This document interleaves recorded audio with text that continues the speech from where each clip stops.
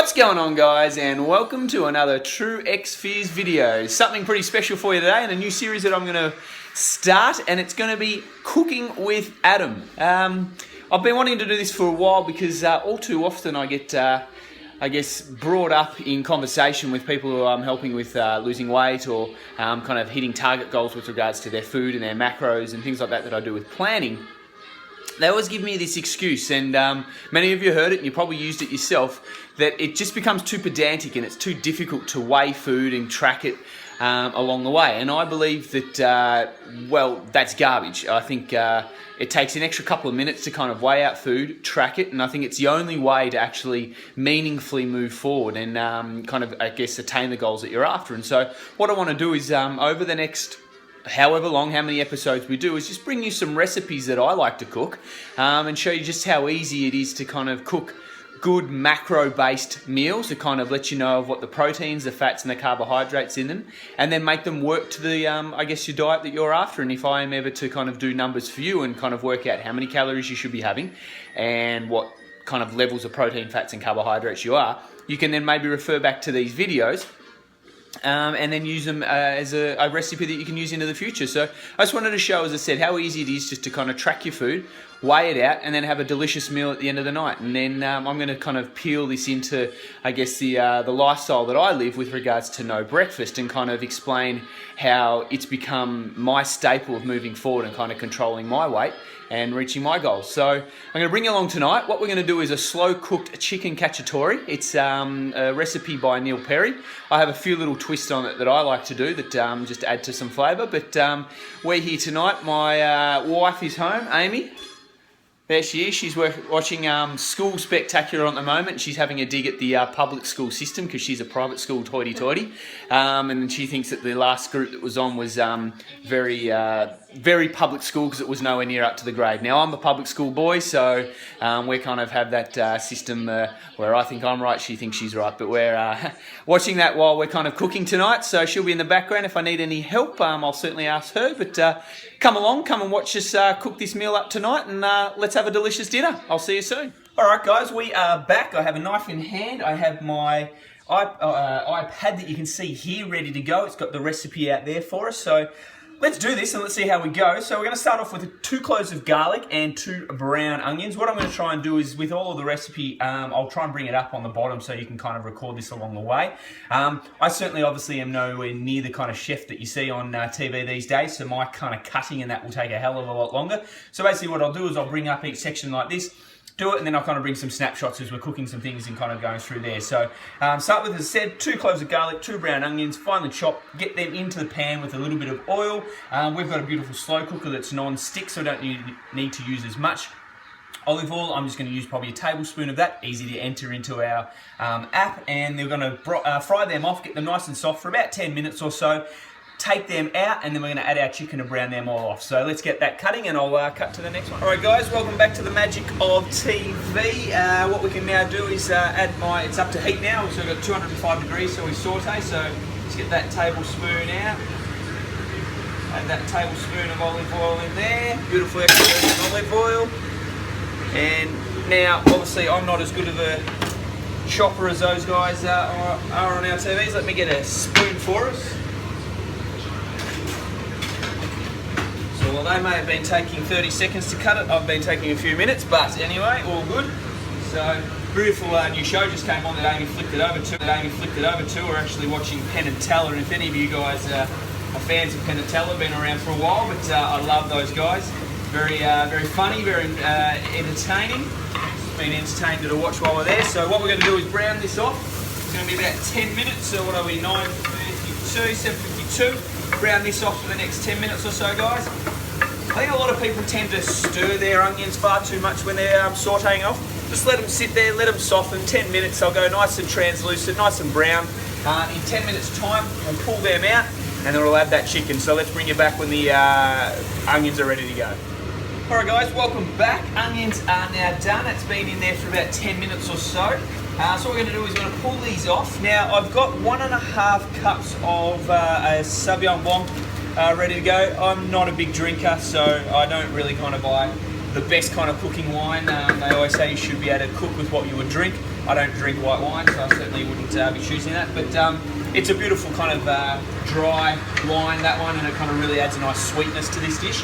Now, kind of pulling these onions out, I put the 1.5 cups of wine into a bowl that I'm going to add back into this after we've browned off all of the chicken.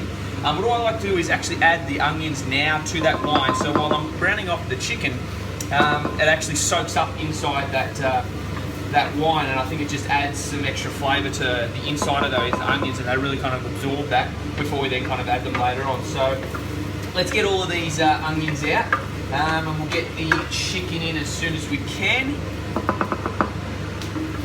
And then I'll see you as we are browning off the chicken in about 2 minutes or so. Alright, we're back, guys. Now, I like to use the chicken thighs. They're a fattier piece of meat, but the flavour that you get out of chicken thighs opposed to a chicken breast, drumsticks and things like that it's unparalleled. So I'd suggest saving up some of your macros today so you can actually have the chicken thighs, because they're a beautiful cut of meat. So we're just going to throw them in now. We've got 8 of those chicken thighs. You can get them from any butcher, Coles, anything like that. They're already deboned and everything like that. Makes it nice and easy. So I'm going to throw all of those in now. We'll brown them off. Again, I'm not a big one for turning my chicken in this one too often, so just kind of get them in, try and do them in one layer, and then you can basically just turn them once or twice. After that's all been done, what we're going to basically do is add that wine that I said that's now soaking up, or the onions that are now soaking up all that wine, back into there, and then we're going to let them reduce down until there's only a few tablespoons of that wine left and a nice rich flavour. Get rid of that alcohol from it and just leave that beautiful sweetness and dryness from that. So let these saute for probably the next, I'm going to say, 10 minutes or so, and then we'll come back and I'll show you as we're adding this in and kind of letting that reduce down. Alright guys, we're back. These have been browning for about 5 or 6 minutes, looking beautiful in there. One of the great things about this meal as well is just the one pot wonder. So apart from, I like to put this on a bed of mashed potatoes, apart from the mashed potatoes later on that are going to be needed in another pot, this full meal itself is basically all done in one pot. Now you can put it on top of rice, polenta, sweet potato, regular potato, doesn't really matter, whatever your favourite. I guess you could even do it on top of a noodle if you want to, or a pasta, but I really love it on top of a beautiful, silky, buttery mashed potato.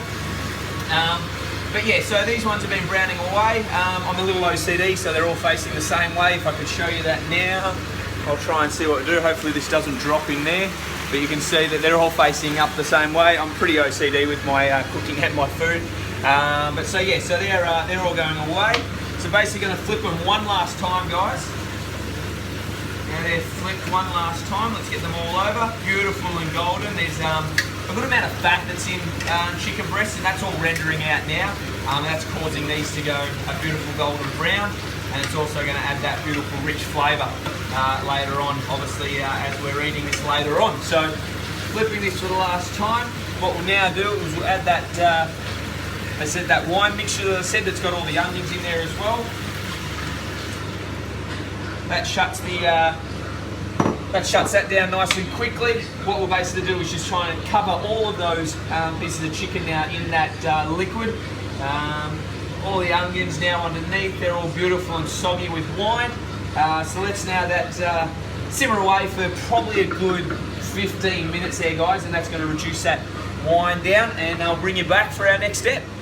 That's bubbling away, guys. Now while that's bubbling away, what we'll basically do is we'll make up our chicken stock as well. Now you can buy those real Campbell's chicken stock. You can buy a good organic chicken stock. It doesn't really matter.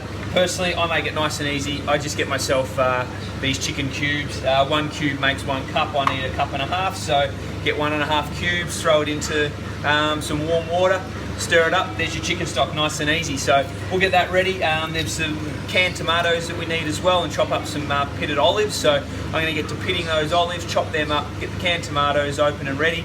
So when that's all reduced, basically all we're going to do is add the chicken stock, add the tomatoes, add the olives, and basically just going to let that cook down now for the next probably hour and a half. Now you can do it a lot quicker if you want to. I've got a beautiful slow cooker and it makes it really, really juicy, really, really nice and moist, and the chicken's just gorgeous to eat.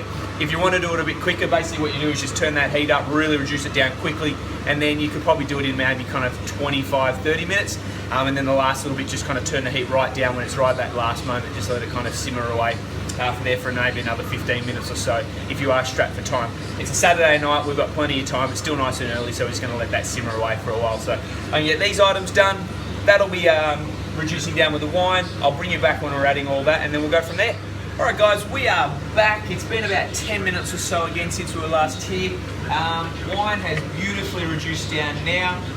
So basically what we're going to do is we're going to add everything else now and just let that kind of simmer for the next kind of hour or so. So I've got myself some bay leaves, beautiful little bay leaves. I love the smell of bay leaves and the kind of flavour that they impart in there. I'm going to take you out to my garden. I'm going to show you some our little herb garden. I've got some rosemary out there which we're going to add to a couple of sprigs. And my little addition again, my change up in this, I love the flavour of sage in this. So we've got some sage out there as well. A couple of leaves of that, we're going to throw that in there. In go the pitted olives, in go the tomatoes, in go the chicken stock. Cover that, turn it right down, let it simmer. But if you are going to try and do it quickly, let it reduce really quickly and then simmer from there. So let's get out into the garden and let me show you. Alright guys, my little herb garden out here. So I've got some beautiful rosemary. We're just going to cut off one, and where's another good one? There's another good one. A couple of sprigs of rosemary there. Let me take you to the other garden and we will go and get some sage.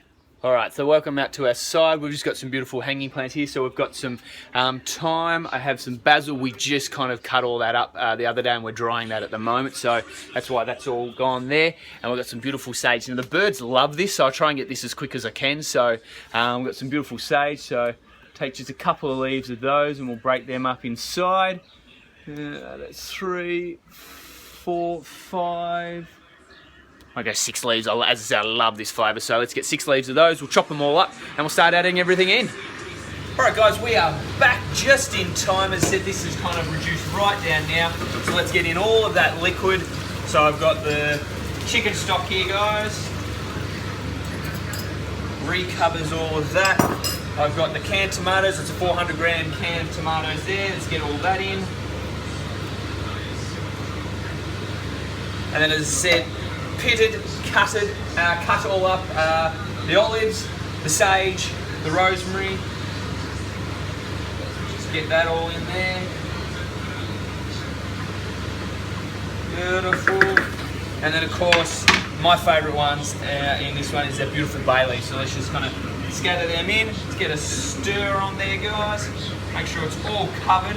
And this is really important to make sure that the chicken is completely covered in this one, because you do want to make sure it stays nice and moist. My dog loves animals. You ever see an animal on TV, he'll start barking straight away. So there he goes again. So you certainly know we're at home at the moment. So we're going to cover all this up now, guys. Let this simmer away, as I said, for probably the next, I reckon, hour and a half for us. And I will be back when this is basically ready to go. So I'll see you in about an hour and a half. Now, the best thing about cooking with a slow cooker, guys, is I then get to hang out with my family on the couch and watch some TV. There's the other little one. Hello. Hey, Root. Who's that? Hey. Hey. So we're just chilling out here watching, what are we watching at the moment, Ames? Graham Norton's about to come on. Graham Norton. Love Graham Norton. Is it a new episode or is it an old episode? It's a repeat. It's a repeat, but we've seen most of them anyway, but I love Graham Norton. He's a very good commentator and kind of TV host, but many of you may know, maybe some of you don't know, but my wife is pregnant at the moment, and let's just check in. So we're kind of 16 weeks at the moment. How are you feeling at the moment, Ace? It's getting better. It's definitely on the improve. What? On the improve. It's getting better, yeah. But it hasn't always been this way. We've had a tough, last 6 or 7 weeks really, hasn't it? Kind of since about 6 or 8 weeks in. You've kind of been feeling pretty nauseous and pretty tired? Tough first trimester, but glad that we're through that now, and I still can't have super rich food, so I'm not sure if I'm going to be able to eat this tonight, but we'll see. I might just have a sparing amount of chicken and lots of mash. But we'll see. It's probably why I actually chose this meal as the first meal, because I know Amy isn't really good with... So you'll get more of it. And that means I just get more of it. So, I'm trying to grow these muscles at the moment. So, it's just... I need the protein. So that's why I've basically done it. But, as I said, guys, I think food and kind of home time should be a kind of sacred time. And so I love cooking a lot of the time, and so if we can cook these kind of meals, it means we can kind of hang out while we are kind of cooking. So we love this little one, and obviously we've got another one on the way, so we've got probably good another hour or so until that's kind of all ready. So we're going to sit back and watch a bit of Graham Norton, and I'll bring you back when we're finished up with the meal. And then this one, he's my favourite food taster, and he's always our critic, and he tells me when it's good to go. So give him a taste just before it's finished, and that'll kind of let us know if it's good to eat. See you soon. Alright guys, this is coming close to an end, so I thought I'd just give you a little tip when boiling potatoes. Something you might already know, but I want to make sure that you all know, is make sure you cook the potatoes from cold water. Never add potatoes into boiling water. Why? Because these things, while they may be quite hearty and that, they actually need a little bit of tender loving care, so putting them into some cold water means the interior of the potatoes will actually be more likely to be up to the exterior as they're kind of warming up. If you throw them into a pot of boiling water, you're going to find parts that cook quickly, parts that cook slowly, and I dropped the potato, and they're just going to be gluey, they're going to be crunchy, they're going to be all over the place. So make sure you add them to a big pot of plenty of cold water, plenty of salt in there to salt that water and get them boiling up. So this is going to take the next kind of 20 minutes or so. This is getting close to its finish. We'll bring it all together and I'll show you when we're on the table. Alright guys, right at the end here now, so this is pretty much all done. Last little one that we're going to add is a little bit of white wine vinegar, just a beautiful kind of I guess zinginess that it kind of adds to it. So we're just going to go for 2 tablespoons on that, so a little pour in there, on that one there, and then a heap of black pepper, do it to seasoning. And then we're pretty much ready to go. Potatoes are done. The last thing I am going to do though guys is just show you, oh this is looking delicious, it smells even better. Last thing I'm going to show you is just how easy it is to weigh out things and how it doesn't take all the time in the world. So get yourself a kitchen scale, best thing you can ever do. Basically all we need to do is I'm going to put some butter into our mashed potato tonight. Get it out, cut it on there. I need 100 grams of butter. That's it, throw it in and done. It's not going to take you all the time in the world now. Most of the things we've had tonight with the canned tomatoes and things like that, they're already kind of the number they are. There's apps like MyFitnessPal, you scan them, you do them all. I've now done that on my phone, so it's a bit hard to do it since I'm recording that on the phone now. But I just add them all in, make it up as a recipe, tell it how many servings it is, and it'll basically come out with a number there telling you how many carbohydrates, how many fats, and how many proteins you add. You add that into your daily food, and that gives you kind of total at the end of the day. It's so simple, and it's the kind of the way I look at it is if you're kind of an investor and you're looking at doing some sort of investment in buying a house or doing some shares or things like that, you would do the research and kind of find out if something is a good investment. Now, your health, it's the #1 investment you'll ever make. So why not spend that little bit of extra time and actually invest some time into tracking your food and kind of knowing what's going into you to actually get that end result.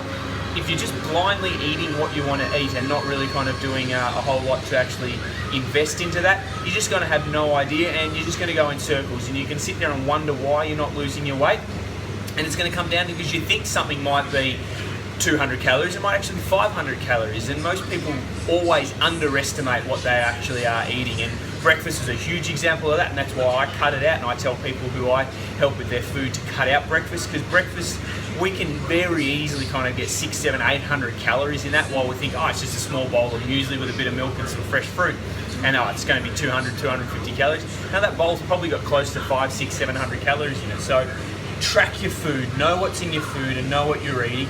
If you need some help from it, give me a call. Give me an email as well. My details are in the description below. I'm more than happy to answer your questions and kind of help out with this. So this is almost ready. I'm going to pull it all together and I'll bring it onto the plate and I'll show you where we're at. Alright guys, so finishing up now for us, we've got some beautiful mashed potato there. It's, as I said, 100 grams of butter being added to that. Good sprig of salt right at the end. Let me just see how much my wife wants. How much are we looking at, Ames? That's plenty. You're right with that one? Now, I'm a massive fan of the mash, so I'm going to have a nice big serving here. So kind of looking at the numbers for this one, guys. Per serving, you're looking at about 550 calories for that there. So if you can kind of just pan in there, Ames, you can see that's our dish there. So kind of divide that by 4, and so you're going to have 550 calories on that one. Now, depending on how much mash you're wanting, that'll obviously then just match from there. So, as I said, I like a nice big serving of mash. I'll get 1 serving of that, and I'm going to be looking at around about the kind of 700 calorie mark for me, whereas Ames will be around about the kind of 650 calorie mark. So, with my numbers today, that's going to keep me in a deficit from today. Continue on my leaning up process at the moment. Obviously, my wife being pregnant, she can eat away. We're feeding a nice little baby in there, so she'll be fine. So let's just kind of get a couple of these chicken thighs out here for Ames. On there. Get some sauce. Love that sauce. That enough there, Ames? Yep, that's enough there. So I'll get myself out some. Right on there. Beautiful amount of sauce as well. A couple of bay leaves in there, guys. You can pick them out while you're eating them. And there's some beautiful herbs. And I reckon that's going to be a nice big serving for me. As I said, I live that no breakfast life, guys, and I save my calories for the end of the day because I love eating big, satisfying meals. The whole kind of process that a lot of people go, I'll have 6 or 7 small meals out today. It's never satisfying, guys, and it's miserable. I've tried it. I've tried everything, and this particular way of eating now has been the best and, I guess, a beneficial way I've found to kind of lean up, keep strong, and keep fit. I get to eat a beautiful meal like this every night. I'm going to go sit down. Let's kind of go over to our little sit down, guys. Come with me.